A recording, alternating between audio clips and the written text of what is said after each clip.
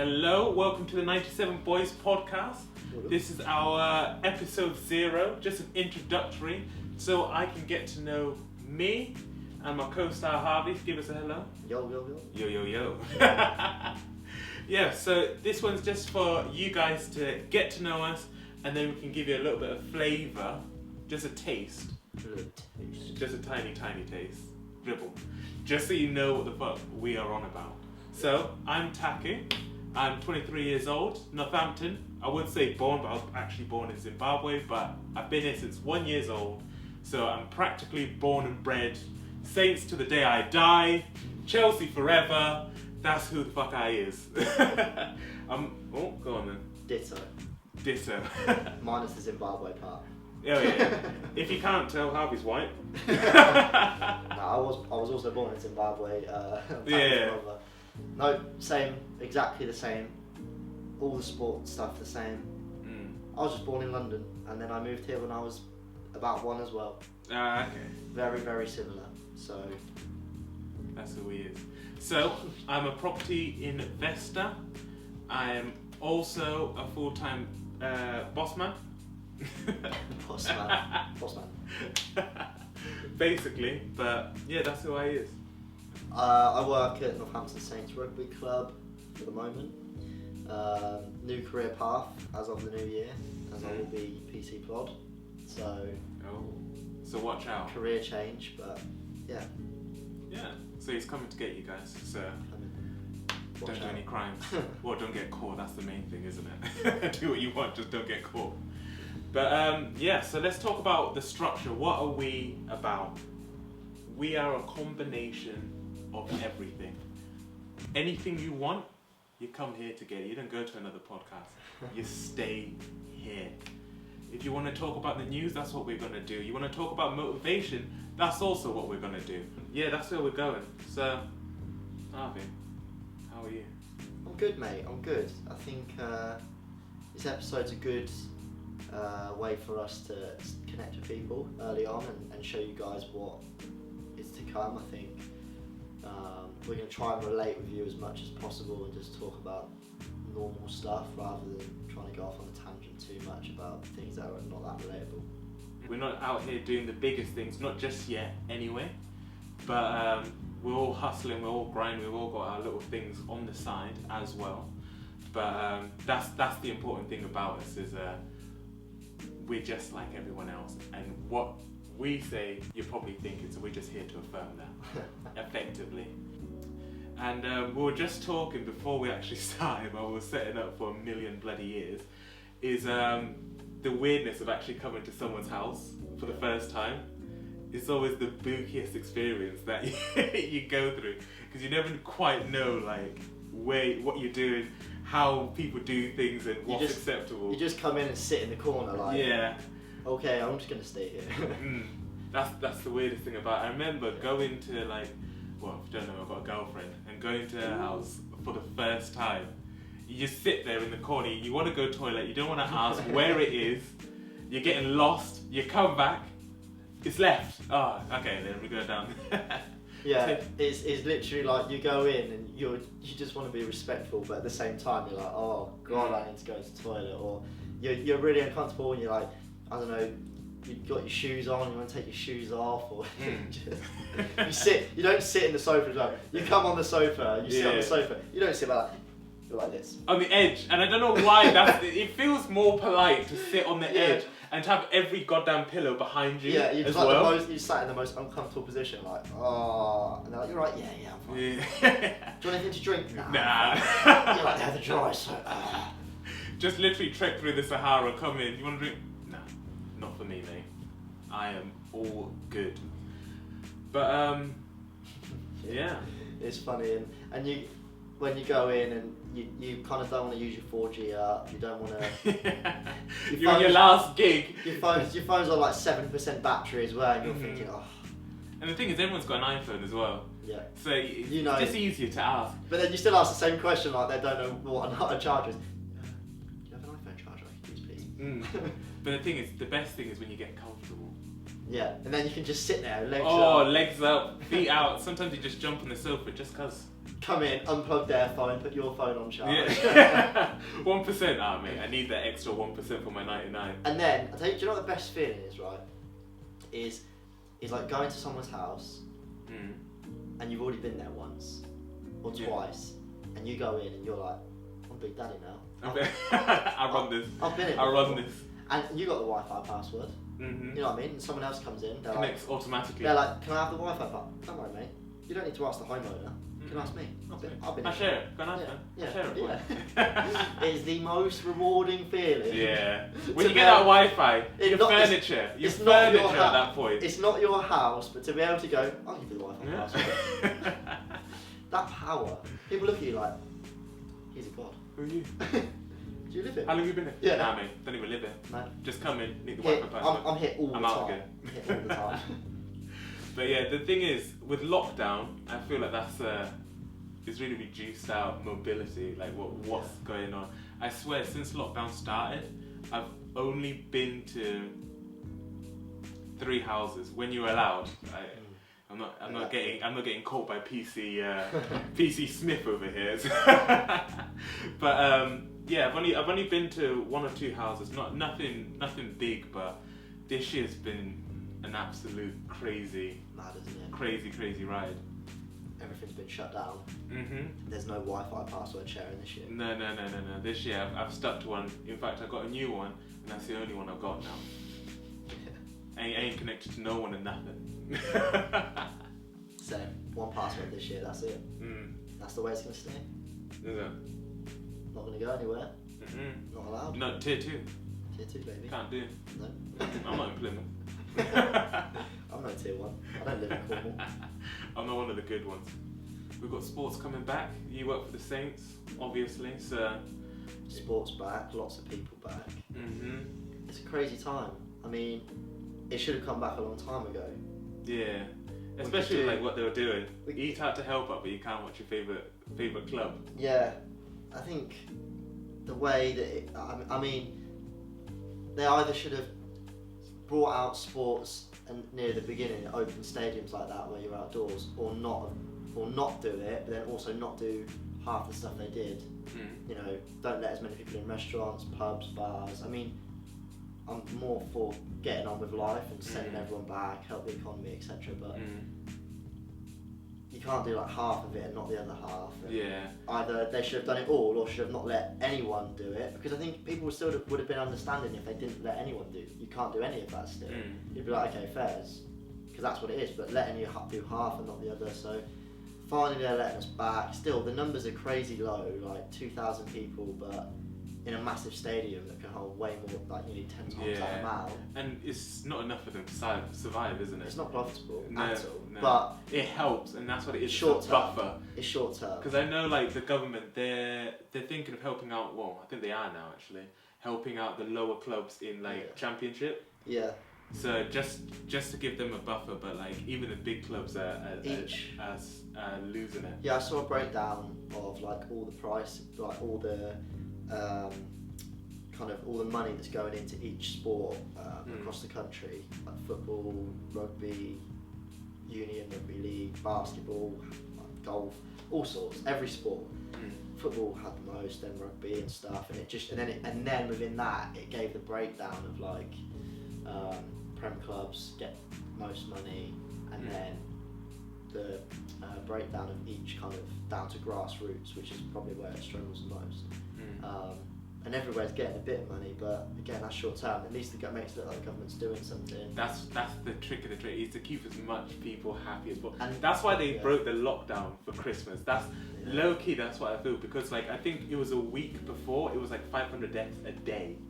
But I think going back into stadiums is a good thing, and hopefully they'll bring in more in the next few months. More people will be able to come in and eventually, just get it back on. I mean, the vaccine's being rolled out now, isn't it? So, as of Tuesday, I think. So if you're listening to this, it'll be tomorrow. Oh. Hopefully.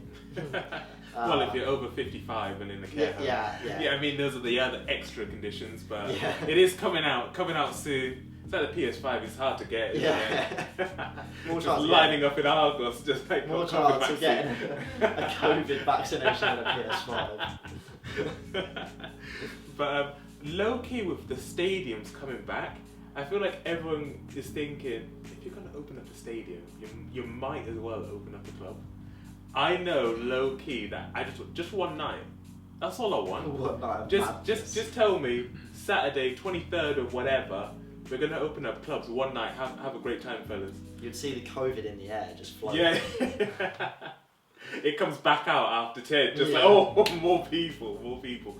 But like, with clubs being shut, because I used to run essays and stuff like that, people were renting out essays and just fucking it up in clubs. Just clubbing. They will invite 30, 40, 50 people, and then they will just absolutely trash a house. And I've been seeing it on Instagram, seeing it on Facebook. It's happened to me.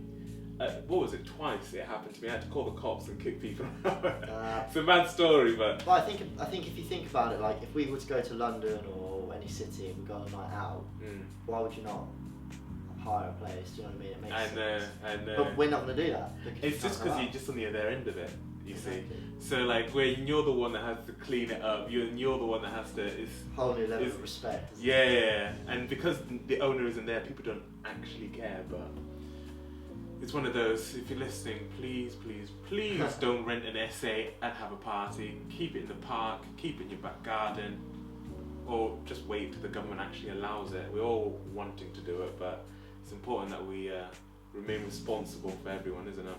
Yeah. Lockdown. It's okay. It was necessary. Yeah. Don't want it to happen again. Open the clubs one night. Boris, if you're listening, first viewer, open up the clubs one night. One night, New Year's. Let's go. Yeah, I think it's done the job. It's done the job it's needed to do, and now let's just get on with life and crack on. Why not? Bring back sport fully. You know, 2 years ago, went to the AJ fight. Oh, snap. Didn't you go to that as well? Mm-hmm. Yeah, Ross was there. Ross is the camera guy. Everything that you're seeing, technical, that's him working his magic. But went to that. That was like my first and last fight I've seen, and that was mad. That was like 80,000 people. That was at Wembley, wasn't it? Yeah, Wembley. Yeah, it was Wembley. Which fight was it? The AJ Povetkin. I think it was Cardiff, wasn't it? No, I definitely did go to Cardiff. That was Wembley. It was 100% Wembley. I remember walking down. It was I love how people know and they still ask a question. Yes. I needed that like confirmation. Yeah. It was that like. And then Just in case you were dreaming this whole he time. starts throwing me off by I saying remember we got that Cardiff. unicorn at the end. But yeah, it was there, and that was like it was sold out, 80,000 people, and like there's never a queue for the men's toilets, is there? Do you know what I mean? Yeah, Never. no. Because us men, we don't queue as well. Like if it's the like going to toilet in a. We have an efficient system, isn't it? You go wherever. You stand. Whereas the women, you always see a massive long queue in the women's toilets. But then the men's is like always at dead. But at this fight, oh my god, the men's, I've never seen the queue so big. I saw the queue and I need to go so bad, and I thought, nah, there's no way I'm queuing up in that. And then I walked around half, Wembley's huge, yeah? Huge. I walked around like half the stadium. Every single men's toilet was like 30 man deep. Right. And then I hate to see that. I got to one point, Yeah. no one. Went in, there was no one in the toilet. I thought I was in a women's, or I was in like Like staff only or you something. cocked it up, yeah. I was like, should I be in here? Mm. I was like, I'll just be quick. But yeah, it was meant. It's just weird. Like I just found one toilet that obviously no one was near. But I had to walk. I walked about a bloody mile to get to it. So Yeah, and then the question is, should you have waited now? Because it's the same time, isn't it? Yeah. It's the same time. the time I waited the time I walked around the stadium, I probably could have just waited to go. But it was carnage. It was carnage. It was horrible. They were disgusting toilets. I felt like I was in prison. Like, it was Do you know what? Stadium toilets. Do you know so what? filthy. Every guy's missed. Every guy's missed at one bloody point. Just be respectful. But the way people miss, it's like it's on. It's not even on purpose. It's like, how did it get up there? Yeah. How's And the it thing even is, possible? I bring my wellies now, because I refuse to step in another puddle. I wear like a full-on fisherman's outfit. Yeah. Hook the toilet, just reel yourself in when you're in your little dinghy. It's just like a toilet on a night out, a pub, wherever. It's just the worst experience. Like, you just look at it and you think, how has someone pissed there? Or how has someone been sick? That. It is just vile. What are they eating? It's not a calm place. I feel like in the men's toilets, it is literally like people make friends in there, people make enemies in there. Oh, definitely. And you can literally be one of two ways, and you can go in there with your head held high, make friends or enemies, or you can go in there, head down, pretend you're deaf, pretend you're blind, go in, have a piss, get out. That's my policy. If someone says something funny, you have to giggle, but yeah, I'm not going in there for eye contact. I can tell you that much for free. There's those psychos, isn't there? Yeah. Coked out their head. Yeah. Just making a joke and talking to everyone. Those dogs out and outside, they're for show. Yeah. They're show dogs. Literally. I refuse to believe that they actually sniff anything out. They're just there to scare people, and that being your bait man for putting it in. It's literally like everyone wants to fight. They either want to fight you, or you're either the fight me person, or you're the head down, get out of this situation person. And if you're head down and you bump into the fight me person, you've got to laugh and be his friend. Yeah. If you don't, game over. Yeah, then your face will be kissing the floor at that point. Because if you ignore them, they then pick on you and bully you. I remember I went to the toilet once, and it wasn't a busy bathroom, and it was at the pub, but this guy was clearly on something, very drunk, whatever, and he come in like singing and being just so caught, and I just thought, oh my god. I was just finishing up, kind of going for a week, and just as I was like kind of pulling my, sorting myself out, doing my belt and whatnot, doing my zip up. Thanks for the play-by-play. Went to like turn around, and he like looked at me, and he's got his trousers round his ankles. He goes, "Where shall I go then, mate?" I just just pointed there. There you go. And he was like, "All right then," and then you started making all these little jokes and like trying to talk to me. I've already washed my hands at this point. I was like very ready to walk out. Oh, are you doing the one step? Yeah, one I'm step, doing that like slow shuffle. I've got to the Yeah. door. My hand is on the door handle, like kind of opened it a little bit. And he's like, "Oh, anyway." So and you're like, I'm like, "Yeah, well, anyway, man. I've got to," and then I'm like, half my head's out the door. I'm kind of there. I'm like, "Yeah, bye." No, I do the haha open and you swing it. So people know you've got a motor. You know you're going places, and then you walk off like Sergeant Major, 1 foot, left foot, right foot, hands to your side. Yeah. But I've got an interesting story. Back at uni, Anglia Ruskin, best uni in Essex actually. I found out. Shelf. It's not. Look at the league table. It's really not up there. But anyway, went to the toilet at this club called Evoke, and yeah, it was terrible, absolutely terrible. And me and my drunken state went in. You've always got that boisterous lad, and he literally said, "Who wants to fight?" Me being drunk as a sailor coming back from war, just like me. And I thought I was really funny. Reflection, it wasn't that funny, but I was just like, "Mate, if you want beef, go to McDonald's." And the way he came down at me. Jeez, I mean that was funny. And I remember the bouncer came in that second, broke it up, and it was like, "Mate, you need to dip." I was like, "Oh Lord, Lord, take me now." I was like, "Thank you." Thank you. You say such funny things, don't you, sometimes like that, and then you look back and you go, "I should just kept my mouth shut." And there's a reason why you have a little delay before it hits your mouth, just so you can filter out all the crap. Yeah. Because if my mouth was left to run wild, I would be in a lot more fights. I'm surprised he didn't knock you out the way Jake Paul knocked Nate Robinson out. Did you watch the fight? I did watch the fight. There were a lot of memes about so many memes. So many basketball players as well, just saying embarrassing. Do you know what? Did you see the Toy Story one? No. Oh my god. Do you know how the Toy Story is the toys just die as soon as he just had Nate Robinson just laying down there. This guy got absolutely crushed on just the internet. The internet destroyed just the internet. Him. I feel like he didn't fight him. He just hugged him. Yeah. 2 rounds that they fought, Yeah. it was just. But I feel like Jake did a little bit of that as well, a tiny bit. I feel like him and Logan are a bit of a hugger in a fight. I think that's their background, isn't it? Yeah. They're wrestlers. That's what they're used They to. hug, step back, swing. But I think Nate was very like. Yeah. He got in that ring. He was like, I can't do this. But the thing is, Jake, what is it? This is his third fight. One with Deji, other one with Anissim Gibbs. Yeah. Nate Robinson was his third, and Jake's won all 3. he's won all 3. But this kid's been training. Hard. So he broke his nose though, like on the day of the press conference, which was like 2 weeks before the fight. You couldn't spar, could he? Couldn't do anything. He couldn't breathe through his nose. They had to do like a little minor op, I think, on his nose, and he couldn't breathe like through it the way it had broken.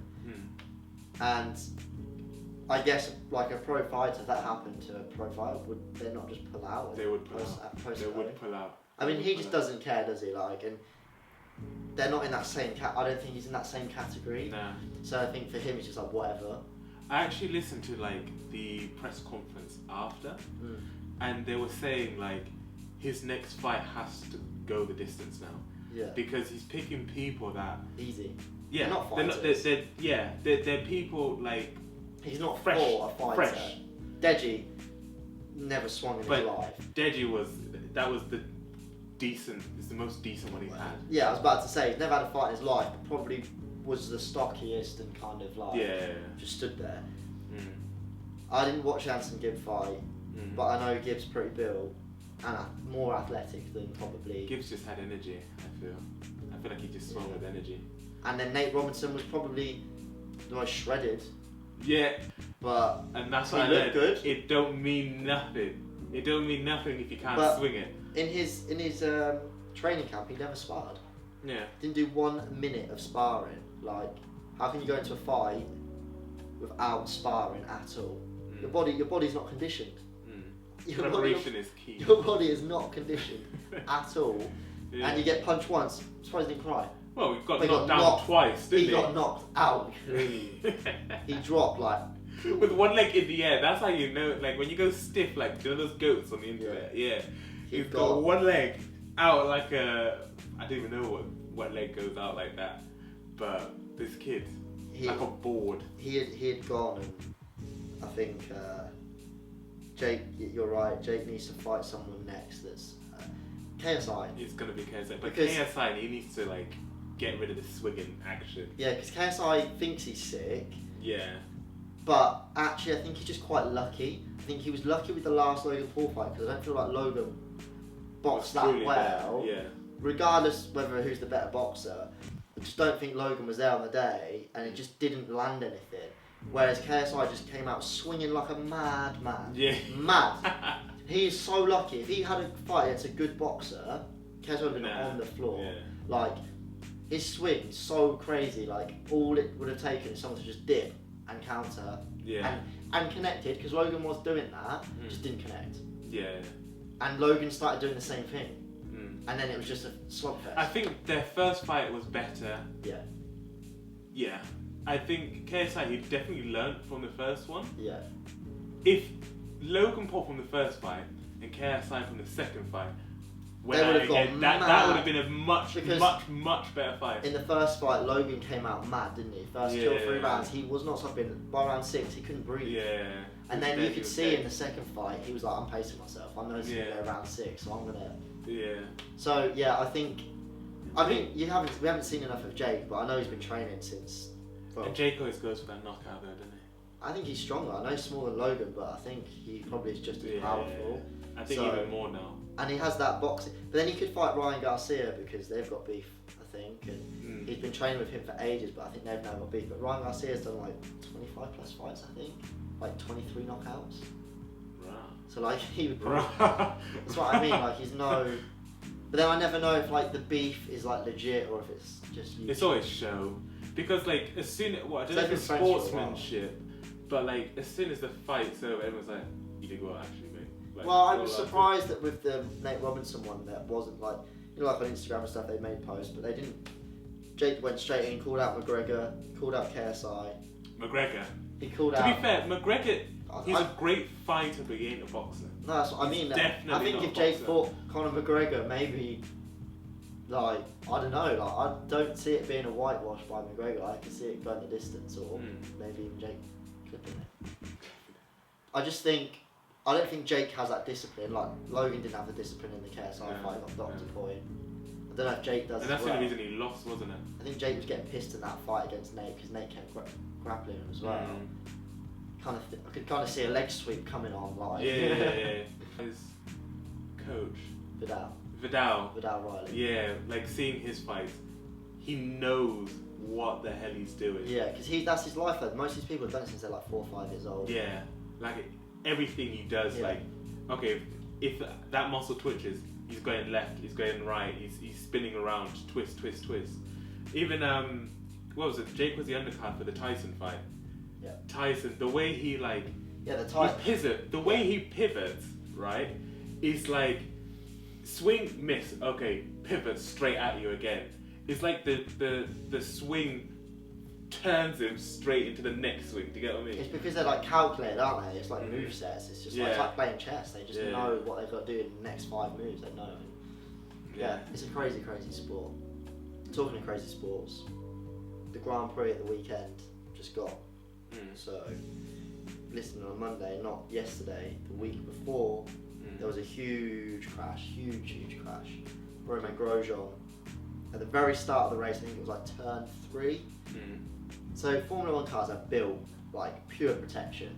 Yeah. Put so many safety measures in because there's been accidents in the past, in the last kind of 10 plus years, and they're so safe in these cars that nothing should really happen to them when they crash, even if they flip upside down and stuff.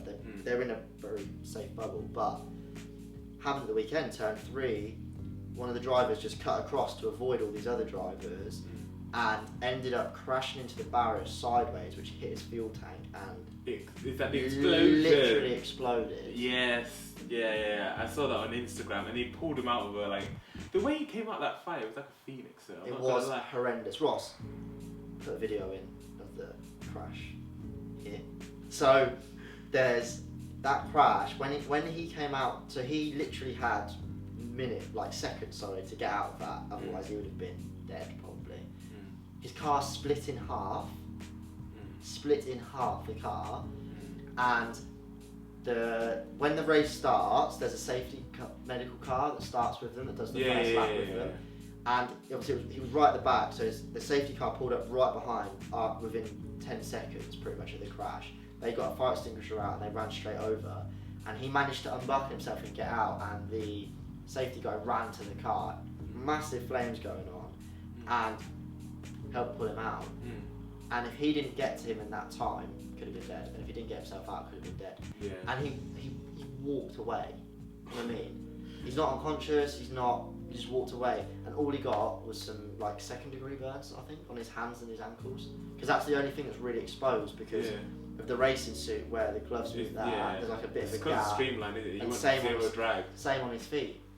And he's just got a small amount of burns. Nothing life changing.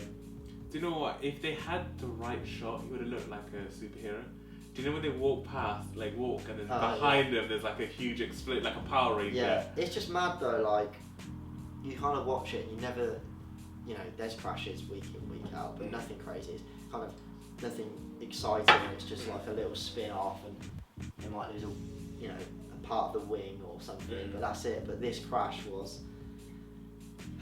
It was like a James Bond film. It's like someone put a bomb in the car and it just went mad. So, it's just amazing he's alive. It's literally a miracle. He should buy. I don't think he needs the money, but he should buy a lottery ticket because it was crazy. Straight on to now. I think everybody should get a little lottery ticket once in a while. So crazy. I do it at least. Yeah, I do sometimes. But then I feel like I don't want to make it a regular thing because then I'll kick myself the one week I don't get it, and then I've only ever won £1. Guess what I did with it? Bought another one. Bought another one. I think most of the ones like a tenner or 20. I think my parents have won like £110 once. See, I know something. I think they won like around 500. And that's 5. And I think they got it as a gift as well. And that's 5 out of 6 numbers as well. Imagine getting 5 numbers on the lottery, being like, oh my god, wait for that one more number, you could win like $1 million, Yeah. and that's it. And That'd be a good day. 500. I'm not gonna lie, that would be a good day. Great day. My goodness. Yeah, it would be a great day. Things you could do with that. I don't know. Things I wouldn't I think do everyone that. buys it though, don't you? You always buy a lottery ticket, kind of going, I want to be that person. Yeah. It's been me. I feel lucky. I'm I'm the chosen one. I like see myself on the news. Do you know what I mean? Yeah. Look, Do you know what? I always think to myself, would I reveal my identity?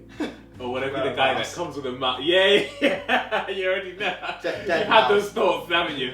Dead mouse style with a massive helmet, kind of. Yeah, I don't know. No, I think I'd Popping go. through my little Corsa, like winning to receive 10 million. Like, thanks. Wear like either full on tracksuit or 3-piece suit, then I like go one extreme or the other. There was something that like what happened? Some guy won, I think it was like 25, 50 million, something stupid, right? And he didn't want his family to know. So, but the reason why you have to do a press conference is because it advertises. The lottery, yeah. So more people actually do it, and he They didn't want can see anyone it's to like know. a regular Joe. Yeah, so he was like almost about to lose the money and he had to just bite the bullet. And I can only imagine how quick those, I'm about to call them vultures, that family must have been at his door. But I think that like if I won the lottery, you just know for a fact, friends that you've not seen in like 10 years, or family that you've like not seen in there's not even really family kind of thing messaging you, and you just, I could just see it now, and that side of it, I'm not really bothered about. I feel like the closest you get to actually feeling that is at uni when you had an assignment due. Yeah. The amount of friends you make, and I'm doing air quotations, Yeah. the amount of friends you make when either you need to get some information or when people want to get information from you. Luckily, I was always the latter one. Yeah, same. Just in case my mum's listening. I did well, mummy. But yeah, that's the closest you're probably ever going to get to that feeling. Yeah. Ever. But it's so true.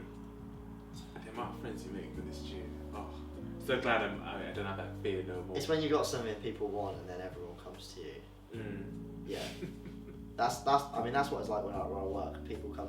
Some people message me about tickets that I've like not spoken to in like 4 or 5 years. I'm like, no. Try your luck, huh? Yeah. Try your luck. I mean, you could have at least softened me up and bought me a pint first. Yeah. You have to know what you're doing, isn't it? Just random message. I don't have that number saved. I'm like, yeah. You're alright. Okay, well, I think we should end the video here. Stay on here, do a little Spotify, Apple Music exclusive. Okay. So if you're watching on YouTube, head over to Spotify now. A little bit of smoke. Yeah. A little bit of That's vibe. just for you. That's just If for you you. are watching on YouTube, go across. The links will be in the description.